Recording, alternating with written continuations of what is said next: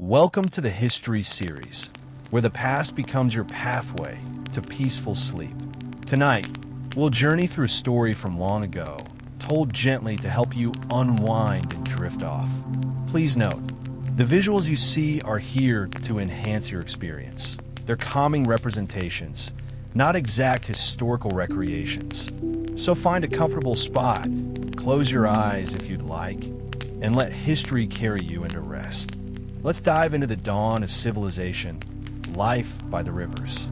Picture a time over 10,000 years ago when the world was very different. The Great Ice Age had ended, and the Earth was warming. Vast landscapes stretched open under endless skies. In the heart of this world lay a vast, flat plain framed by two mighty rivers, the Tigris and the Euphrates. This was Mesopotamia, meaning the land between rivers. Here, life was about to change forever. The birth of agriculture. Before agriculture, humans lived as nomads, moving with the seasons, hunting wild animals, gathering fruits, nuts, and grains. But this lifestyle was unpredictable and precarious. Around 10,000 BCE, something extraordinary happened. In this fertile floodplain, wild grains like barley and wheat grew in abundance, nourished by the river's annual floods. People began to observe these patterns. They learned to harvest grains not only from the wild, but to intentionally plant and tend them.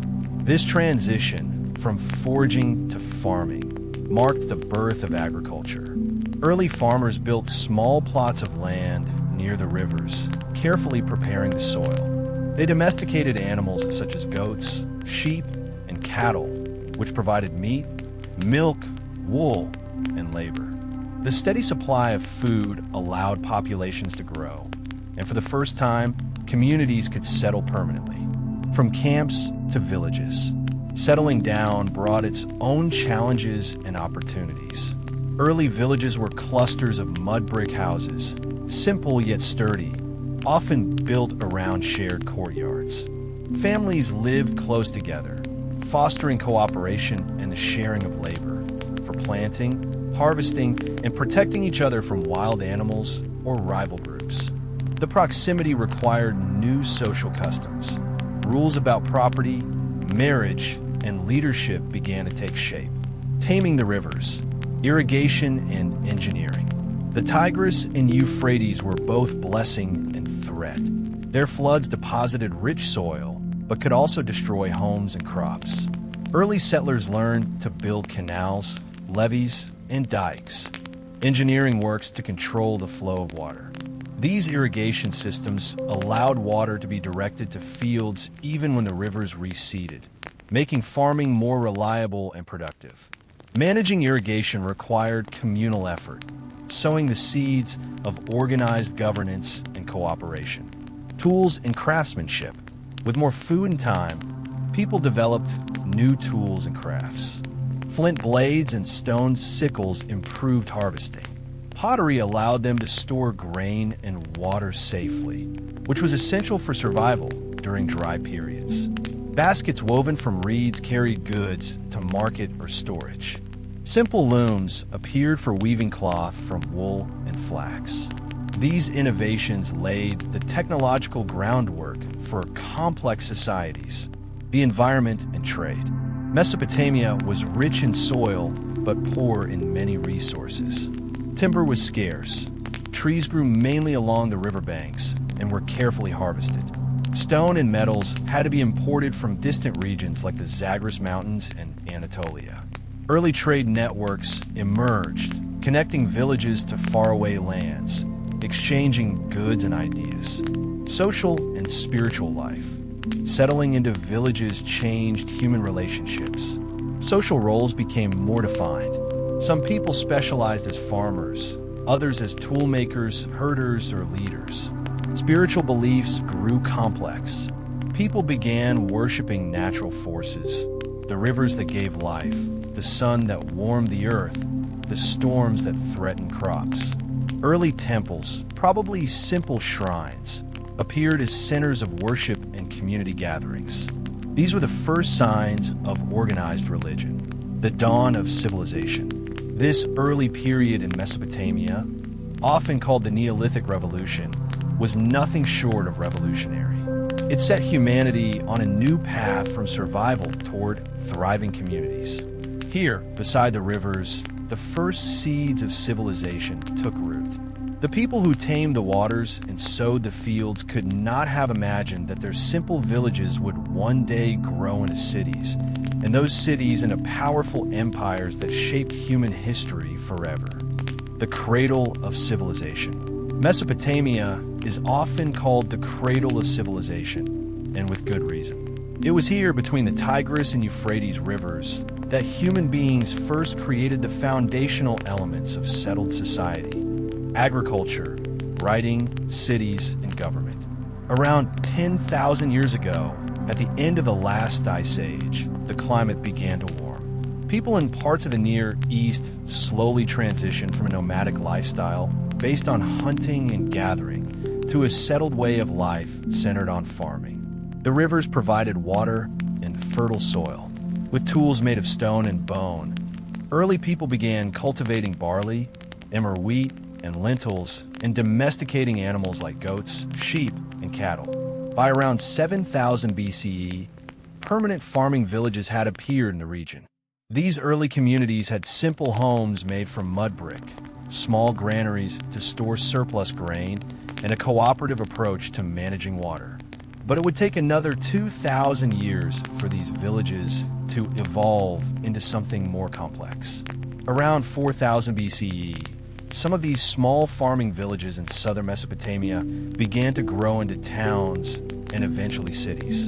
This transformation was driven by increased food production, trade, population growth, and innovations in irrigation.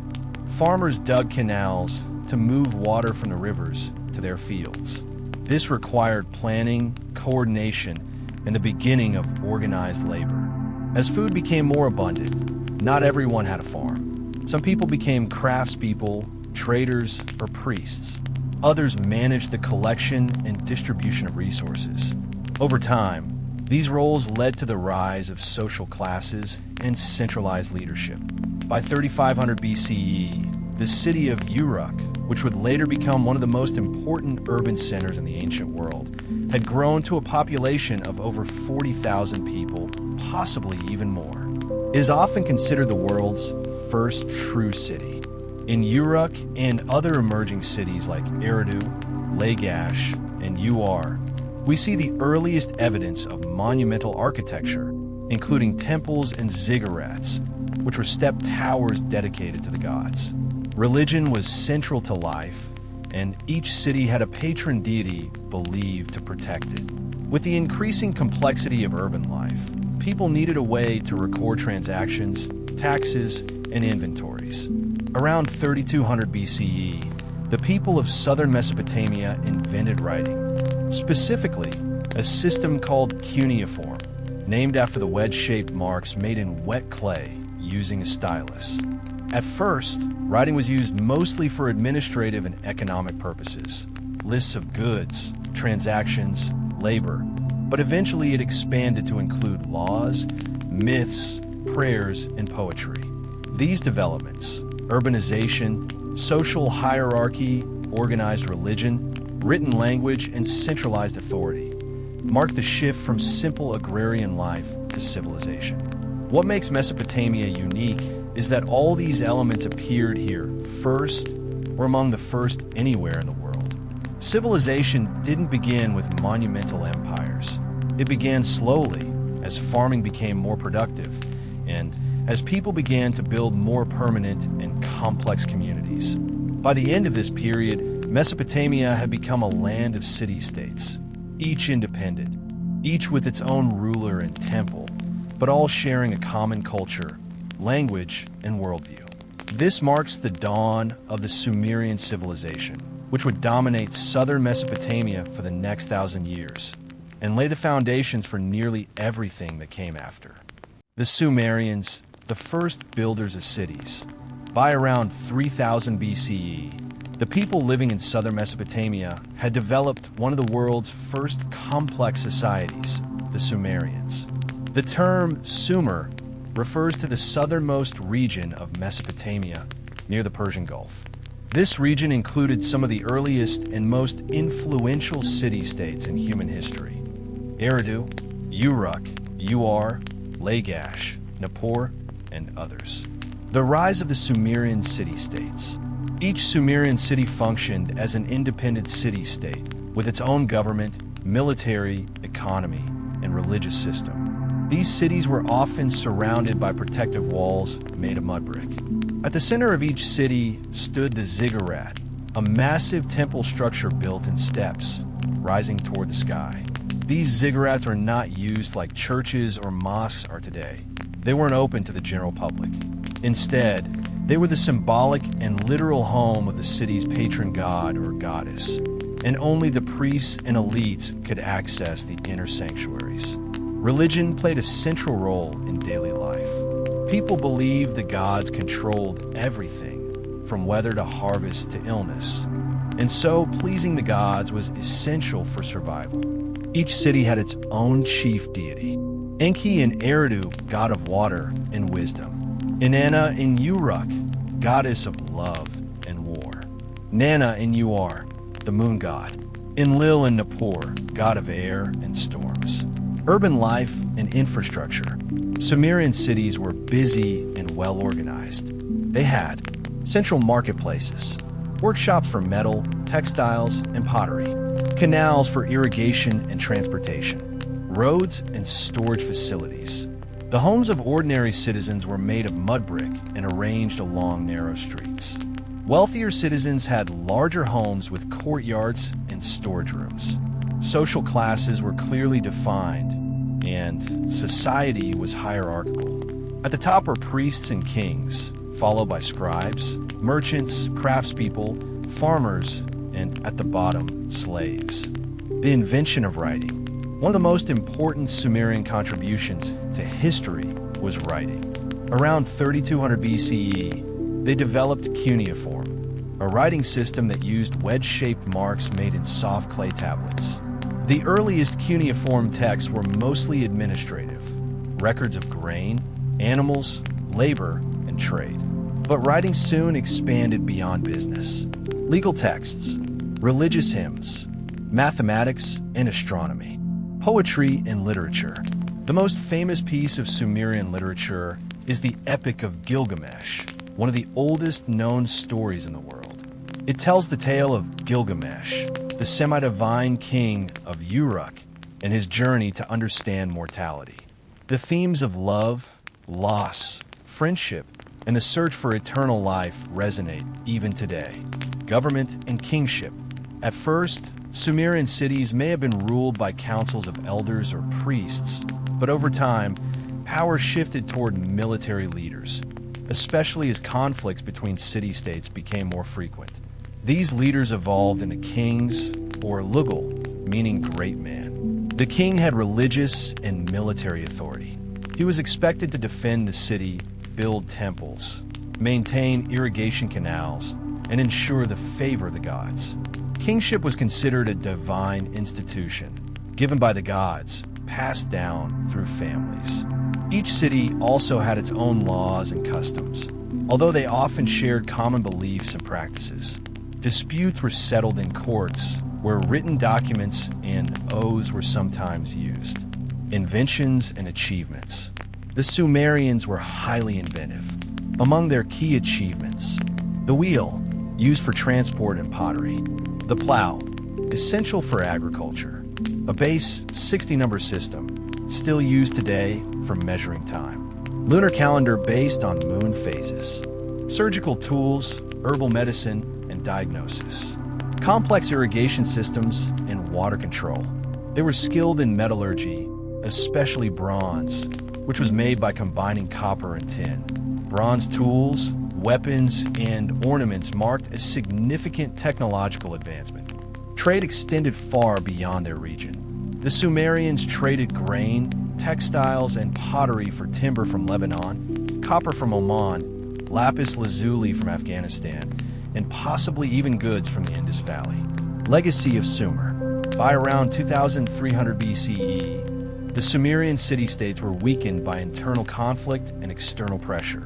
Their influence, however, never disappeared. Many of their cultural, political, and technological achievements were inherited by later civilizations, including the Akkadians, who would soon unite Mesopotamia under the first true empire. But even centuries later, Sumerian language and writing continued to be used, especially by priests and scholars.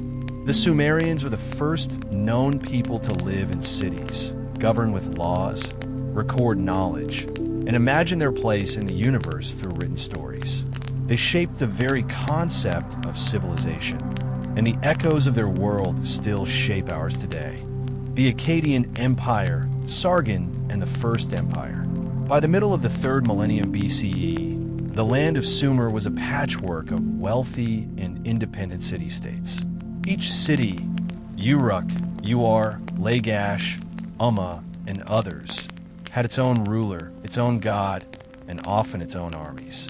While these cities shared a common language and culture, they also competed fiercely, often waging wars over land, canals, and resources. This environment of constant rivalry eventually set the stage for something new in human history. Empire. Sargon of Akkad, the founder of empire. Around 2334 BCE, a powerful figure emerged in northern Mesopotamia. His name was Sargon, and he would become one of history's first empire builders. Sargon was not Sumerian. He came from Akkad, a region to the north of Sumer, where Semitic-speaking people lived.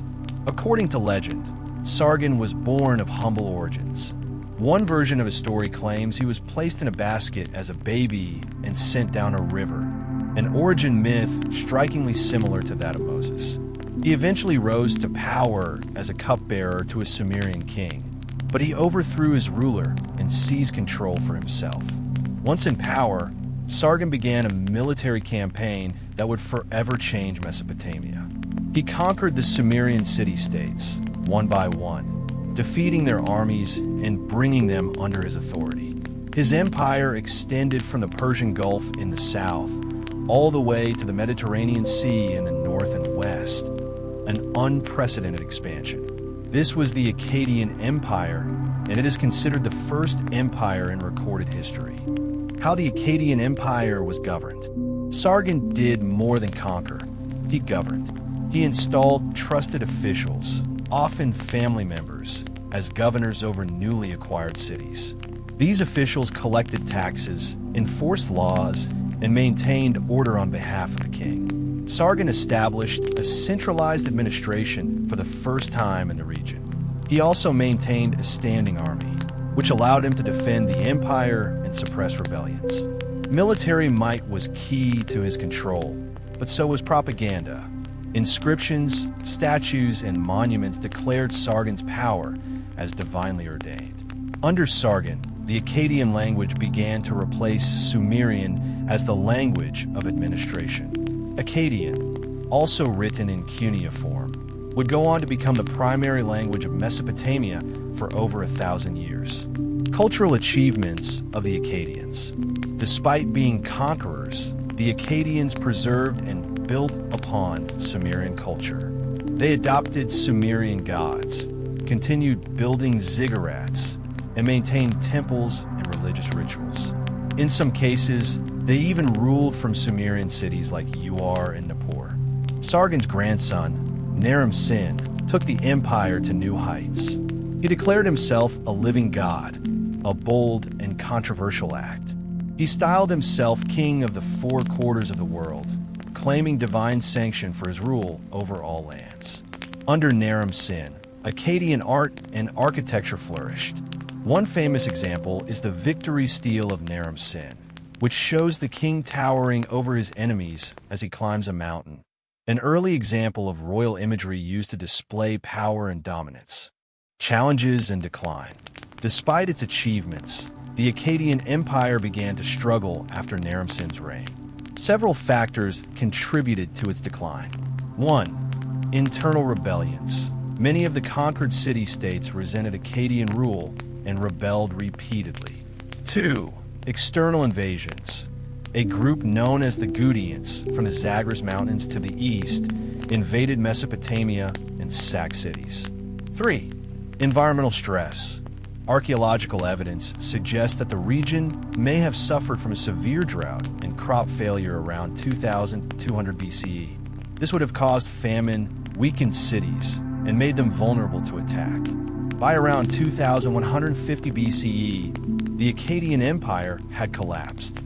Mesopotamia fell back into political fragmentation, and the Gudians held power in the region for several decades. Legacy of the Akkadian Empire. Although short-lived, the Akkadian Empire left a profound legacy. It introduced the concept of imperial rule, a central authority ruling over many diverse peoples and regions. It demonstrated the importance of administration, communication, and military strength in maintaining a large territory. It helped spread Akkadian language and culture, which would dominate Mesopotamian history for centuries. Its inscriptions, laws, and royal monuments set a model that future empires would imitate, from the Babylonians to the Assyrians and beyond. Most of all, it proved that a united Mesopotamia was possible, and that idea would return again and again throughout ancient history. Sargon's name echoed through the ages. Even 2,000 years later kings still invoked the name of Sargon to legitimize their own rule. In the wake of the Akkadian collapse, Mesopotamia entered a period of instability. But soon, from the southern cities once again, a new power would rise. A city called Babylon was about to emerge from obscurity, and under a ruler named Hammurabi, it would shine brighter than ever. Babylon and Hammurabi's Code. After the fall of the Akkadian Empire around 2150 BCE, Mesopotamia experienced a period of political fragmentation.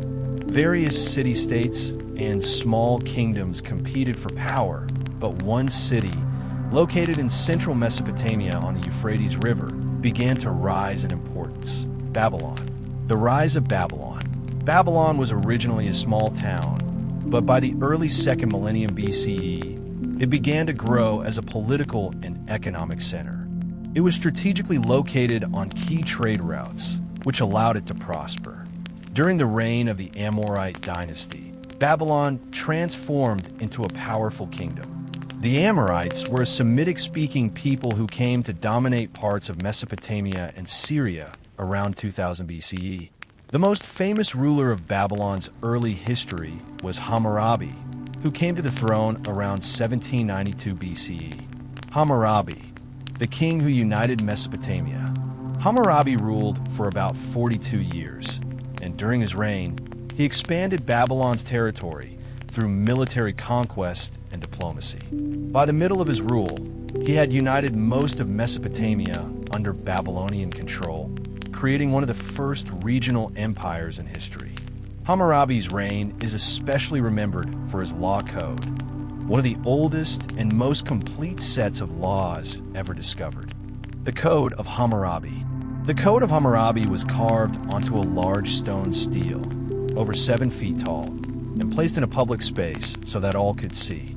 The code consists of 282 laws, covering many aspects of daily life, including family law, marriage, divorce, inheritance, property rights and contracts, labor and wages, trade regulations, criminal law, theft, assault, murder, responsibilities of public officials.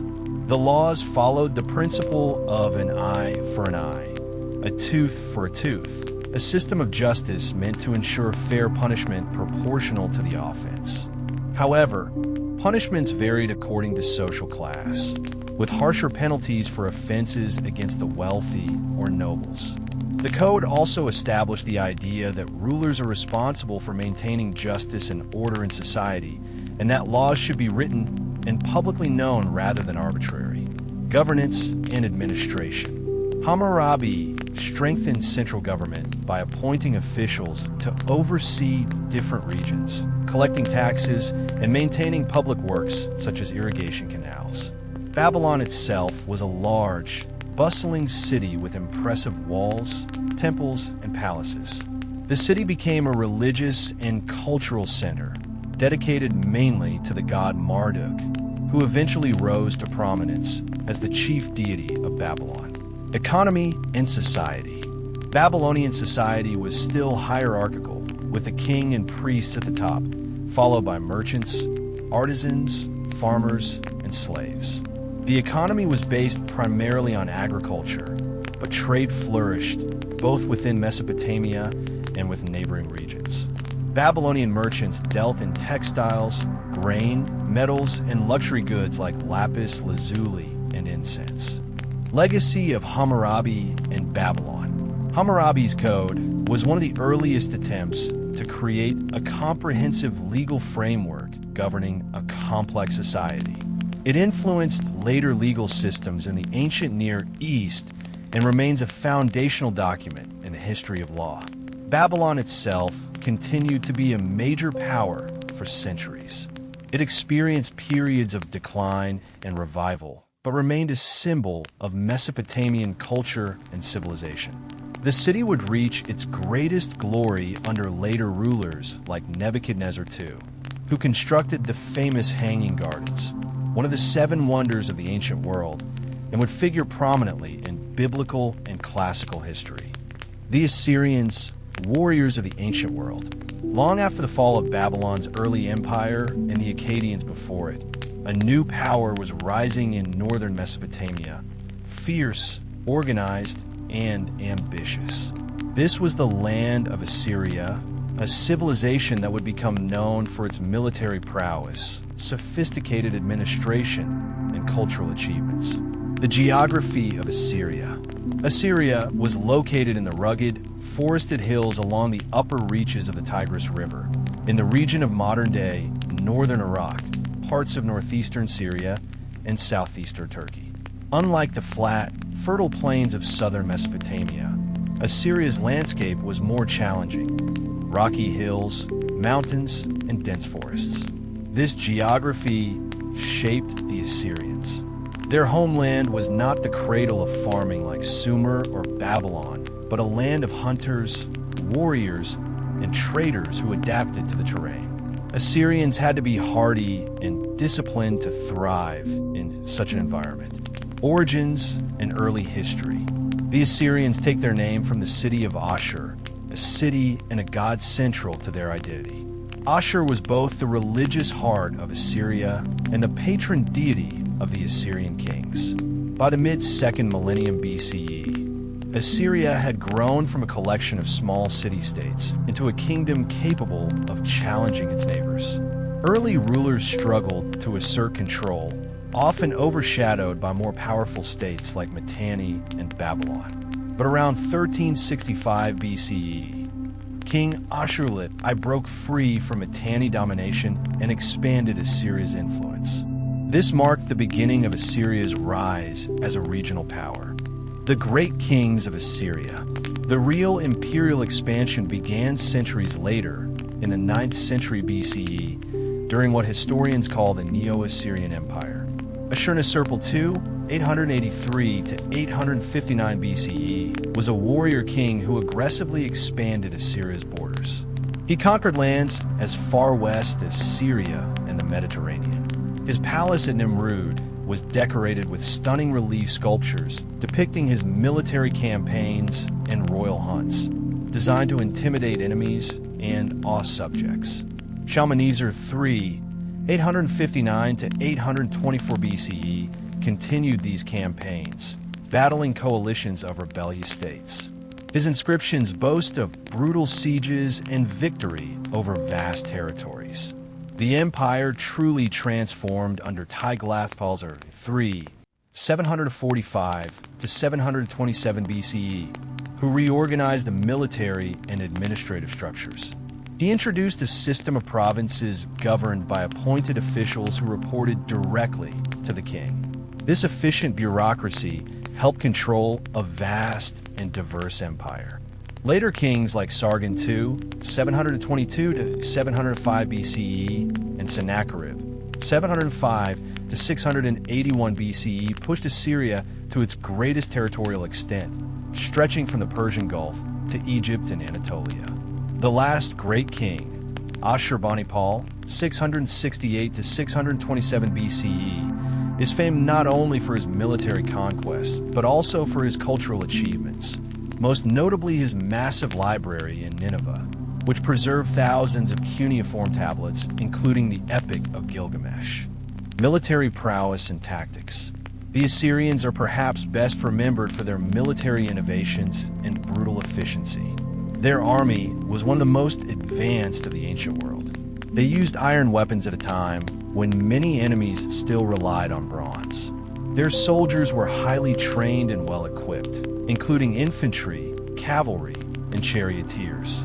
Assyrians pioneered siege warfare techniques, developing battering rams, siege towers, and sappers who dug under city walls. Psychological warfare was also a key tactic. Assyrian kings documented acts of cruelty, mass deportations, destruction of cities, and public executions to terrify opponents and discourage rebellion. Assyrians were also expert in intelligence gathering, using spies and scouts to plan campaigns carefully.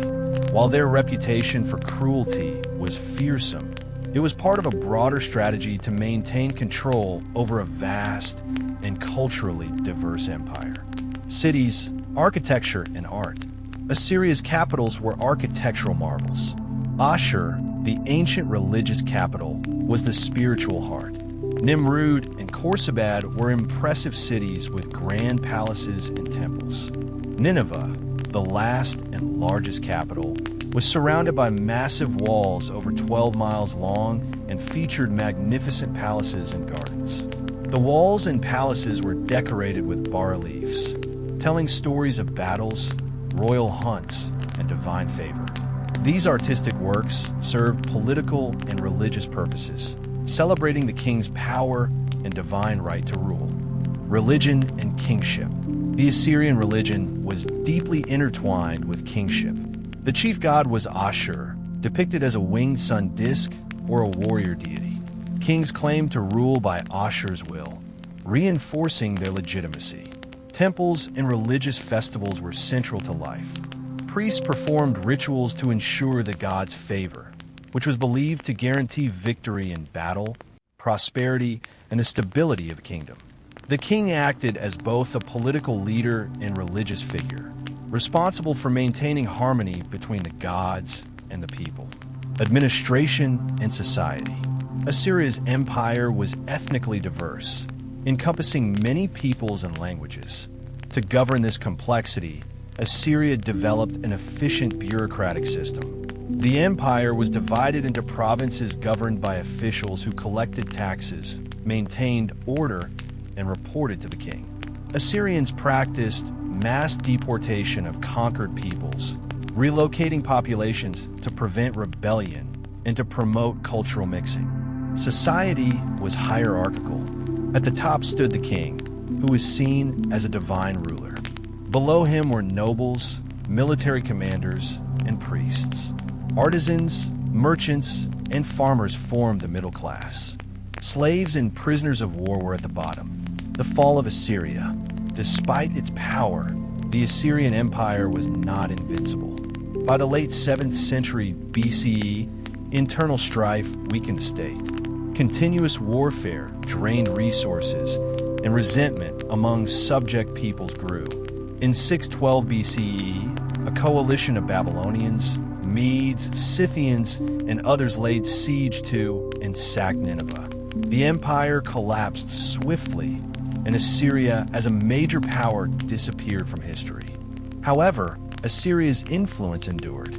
Its military tactics, administrative practices, and cultural achievements inspired later empires, such as the Babylonians and Persians.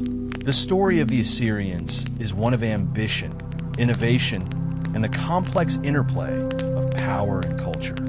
The Neo-Babylonian Empire, Nebuchadnezzar, and the Hanging Gardens. As the sun sets on the ruins of the once mighty Assyrian Empire, a new chapter in Mesopotamian history begins. From the shifting sands of the Euphrates, the ancient city of Babylon rises again, like a phoenix from ashes, promising a new era of power, culture, and legend. This is the dawn of the Neo-Babylonian Empire, a renaissance of Mesopotamian civilization, the fall of Assyria and the rise of Babylon. The Assyrian Empire's collapse in 612 BCE sent shockwaves across the ancient Near East. A coalition of Babylonians, Medes, and other tribes had toppled the once feared Assyrian power by capturing and devastating their capital, Nineveh. From the ruins, Babylon, under the leadership of the Chaldean dynasty, surged to the forefront of history. Babylon, which had long been a jewel of Mesopotamia, was now poised to reclaim its ancient glory. The city had suffered during the Assyrian domination, but was rich in cultural heritage, strategic location, and fertile lands irrigated by the Euphrates. Nebuchadnezzar II, the architect of an empire. At the heart of Babylon's revival was Nebuchadnezzar II, the empire's most illustrious king. Ascending the throne around 605 BCE, Nebuchadnezzar was a man of extraordinary vision, unmatched military skill, and unwavering devotion to Babylonian traditions. He inherited an empire freshly liberated from Assyrian rule, but still vulnerable to neighboring threats. His first task was to consolidate power, which he accomplished through relentless military campaigns, military conquests, and expansion. Nebuchadnezzar's armies swept through the Levant, securing Babylon's dominance over vital trade routes and fertile territories. His most famous military campaign was the Siege of Jerusalem in 586 BCE, which culminated in the destruction of Solomon's temple and the forced exile of many Jewish inhabitants, an event known historically as the Babylonian captivity. This conquest had profound cultural and religious impacts and is frequently mentioned in biblical and historical texts. The exile shaped Jewish identity and religious thought for generations. Beyond Jerusalem, Nebuchadnezzar expanded his empire's boundaries to include parts of Syria, Phoenicia, and even the Arabian Peninsula, making Babylon the preeminent power in the Near East. Babylon, the jewel of Mesopotamia. Nebuchadnezzar's reign is equally remembered for transforming Babylon into a magnificent capital city, a marvel of ancient urban planning and architecture. City walls. Babylon was encircled by imposing walls, some 15 miles in circumference, considered among the most formidable fortifications of the ancient world. They were so thick and high that ancient sources claimed a chariot could race atop them. The Ishtar Gate. One of the most famous entrances to the city was the Ishtar Gate, a breathtaking portal adorned with shimmering glazed bricks in deep blue, decorated with images of dragons and bulls symbolizing gods like Marduk and Adad. This gate led to the processional way, a grand avenue where religious festivals and parades were held, celebrating Babylon's divine and earthly kings. The Esagila Temple Complex. At the city's heart stood the temple dedicated to Marduk, the patron god of Babylon. Nebuchadnezzar meticulously restored and expanded the temple, reflecting his devotion and claiming divine legitimacy for his rule. Palaces and public buildings. The king constructed vast palaces adorned with detailed reliefs and mosaics, blending artistry and power. The Hanging Gardens, an ancient wonder. Among Nebuchadnezzar's legendary achievements were the Hanging Gardens of Babylon, one of the 7 wonders of the ancient world. Though historians debate their existence, since no definitive archaeological evidence has yet been found, ancient writers describe the gardens as a breathtaking feat of engineering and beauty. Picture terraced gardens rising above the city walls, lush with trees, flowering plants, and flowing water, seemingly suspended in the air. These gardens are said to have been built by Nebuchadnezzar for his wife Amytis, who longed for the green hills and cooler climate of her Median homeland. Advanced irrigation techniques, including aqueducts and pumps, brought water from the Euphrates to nourish the gardens, a testament to Babylonian ingenuity. Religion and royal ideology. Religion was central to Neo-Babylonian life and Nebuchadnezzar's reign. The god Marduk was the supreme deity, embodying order, justice, and kingship. The king's role was not only political but sacred.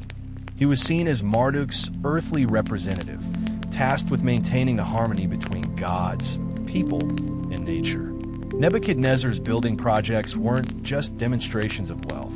They were religious acts designed to honor the gods and ensure their favor.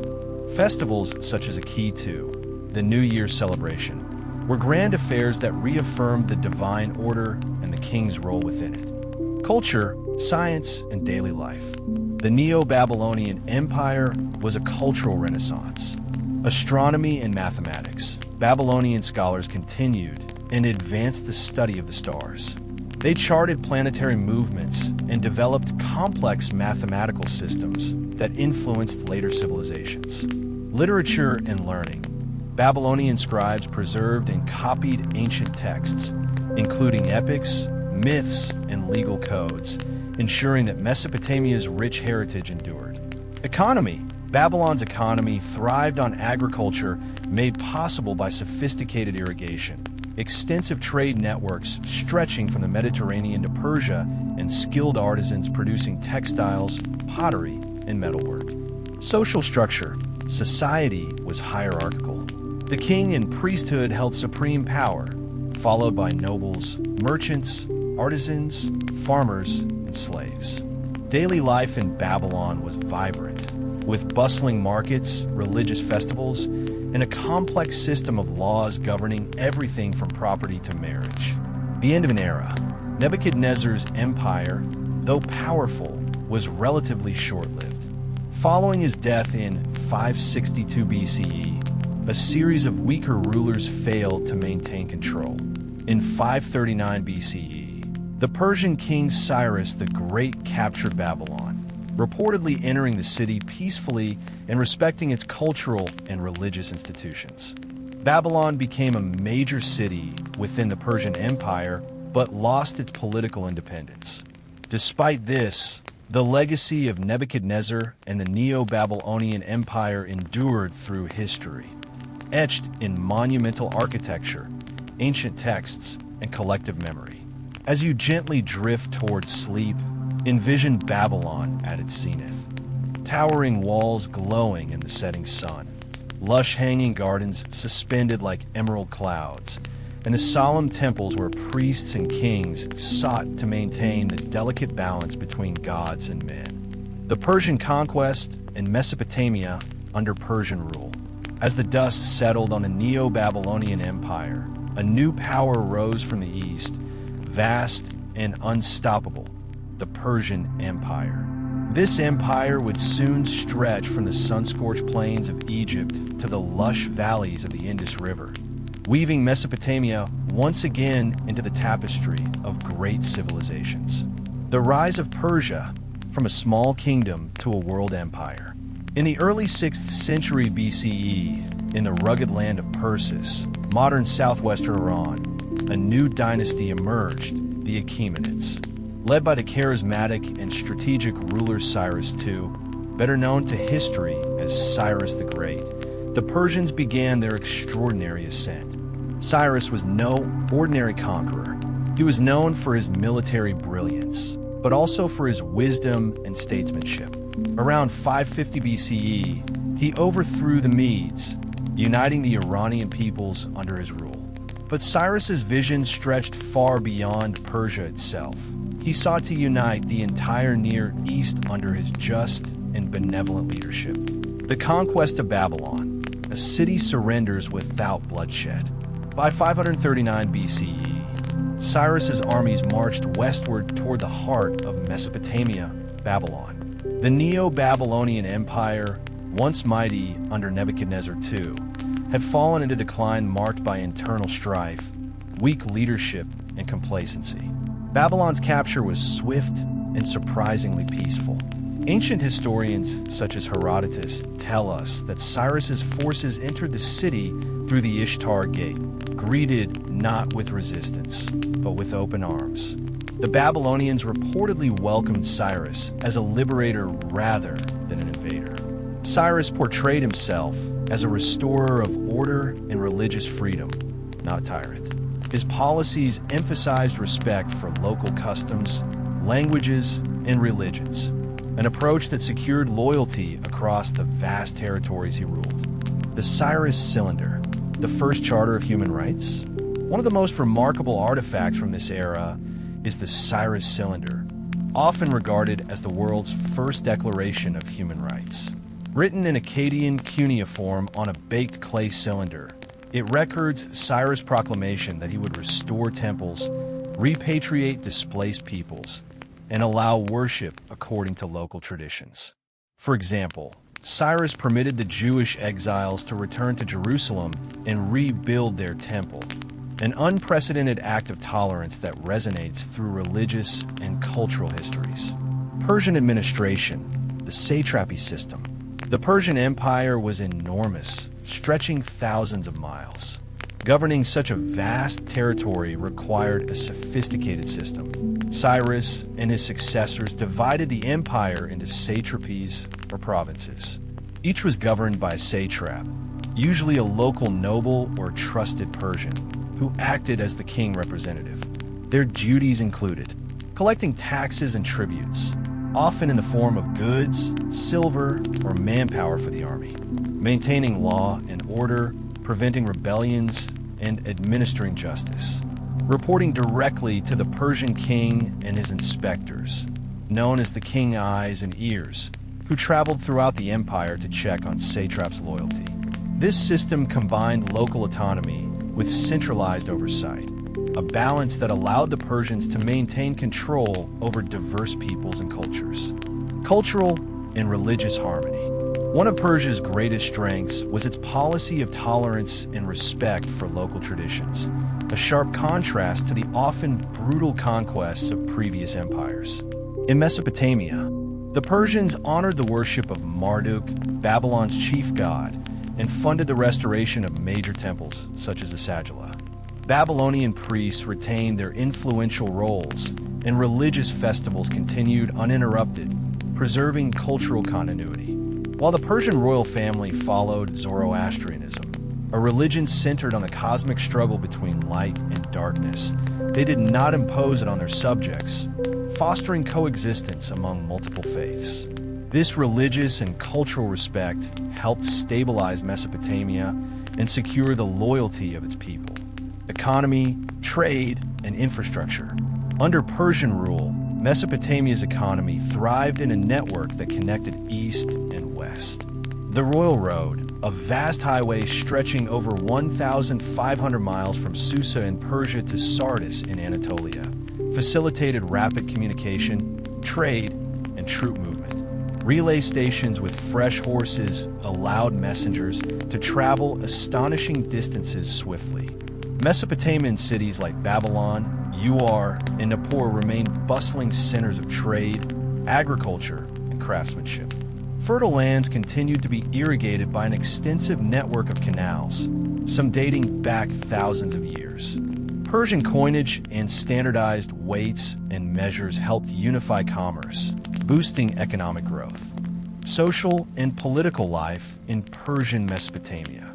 Babylon and other Mesopotamian cities retained much of their traditional social structures. The king remained a divine figure, but now as a satrap's overseer and ultimately the Persian emperor. Priests, nobles, merchants, artisans, farmers, and slaves all continued to fill their societal roles.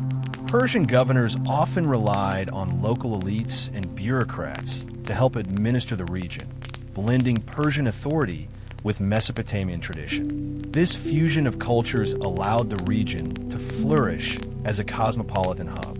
The legacy and fall of Persian rule. The Persian Empire maintained control over Mesopotamia for nearly 2 centuries, until the arrival of a new force, Alexander the Great. In 331 BCE, Alexander defeated the Persian king Darius III at the Battle of Gaugamela, near modern-day Mosul, and swiftly took control of Mesopotamia.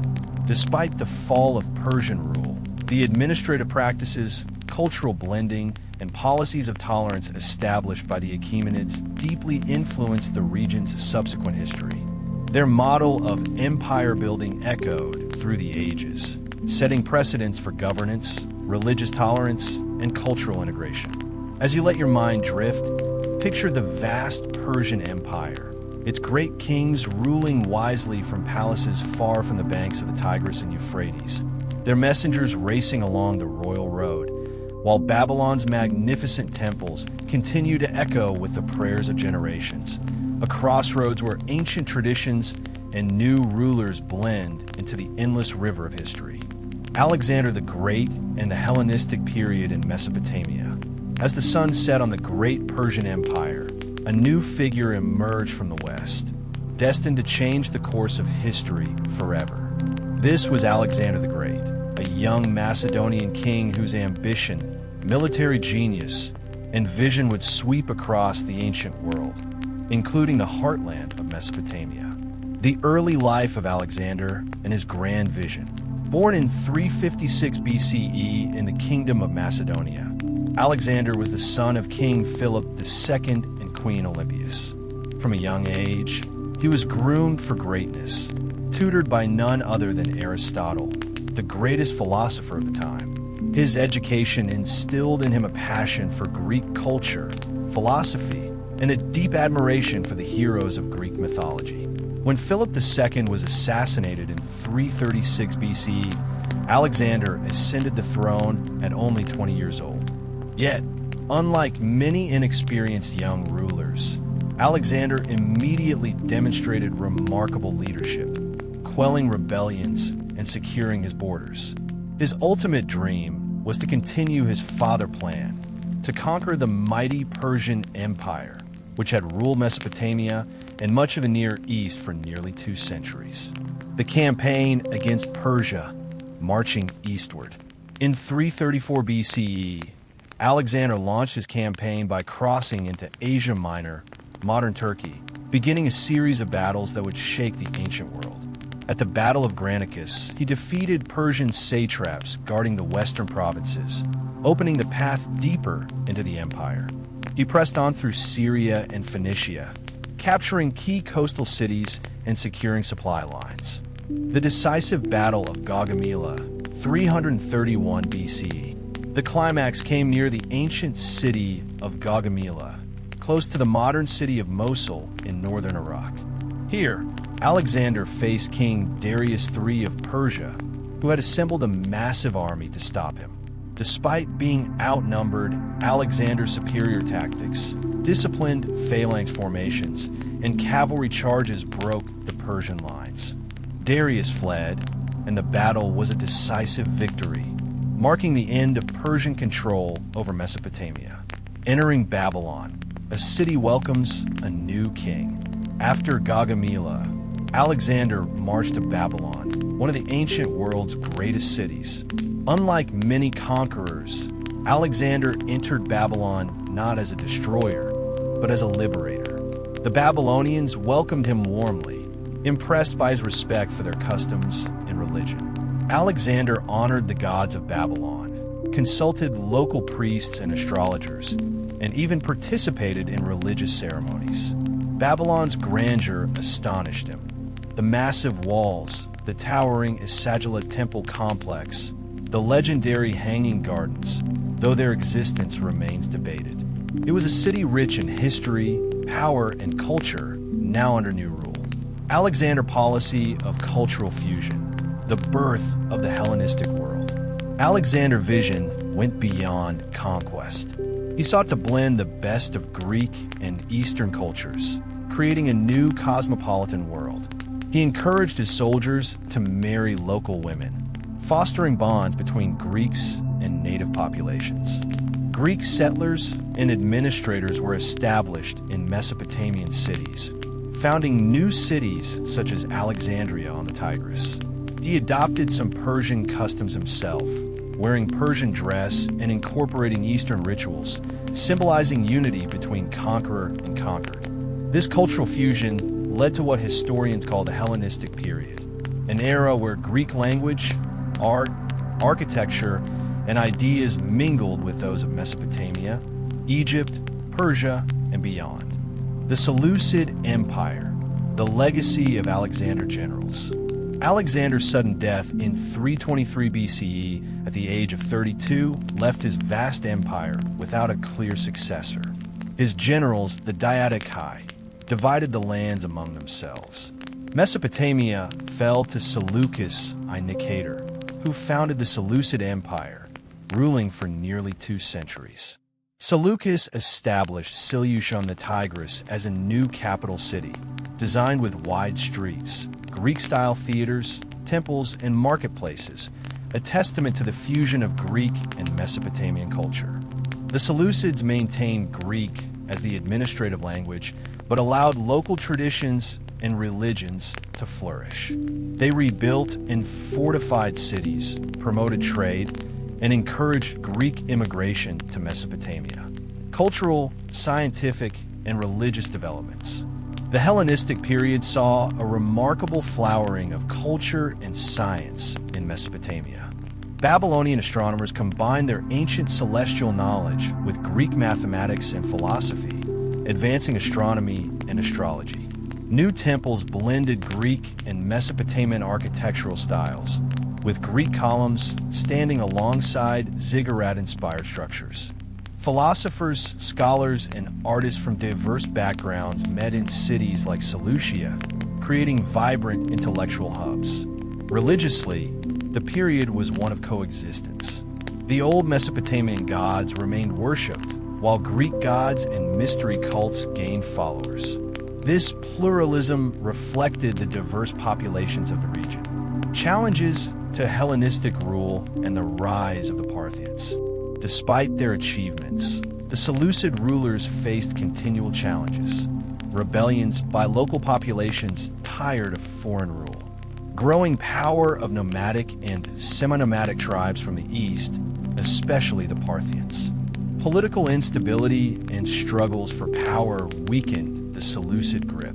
By the 2nd century BCE, the Parthians, an Iranian people, had begun to assert control over Mesopotamia, marking the decline of Hellenistic dominance and the beginning of a new era. As your thoughts drift, picture the cities of Mesopotamia alive with diverse peoples.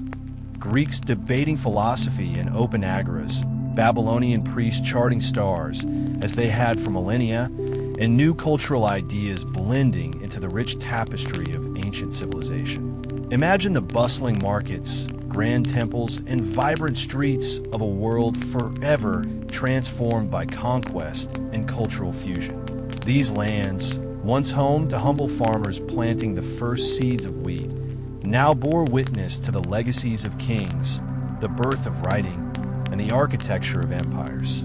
The great ziggurats still reach for the heavens, but now under foreign banners, symbols of both resilience and change. From the soft banks of the Euphrates to the towering gates of Babylon, the soul of Mesopotamia endured, reshaped by time, yet never forgotten. The Persians brought peace and order, but also carried forward the science, the myths, the wisdom of the many peoples who came before. And so, the story of Mesopotamia, the cradle of civilization, closes not with an end, but a transformation. Its cities may fade, its empires crumble, but its spirit flows on. In every calendar we use, every story we tell, every star we map in the sky. Let the whispers of this ancient land lull you deeper into rest, knowing that even in silence, history speaks softly, eternally beneath the stars. Good night.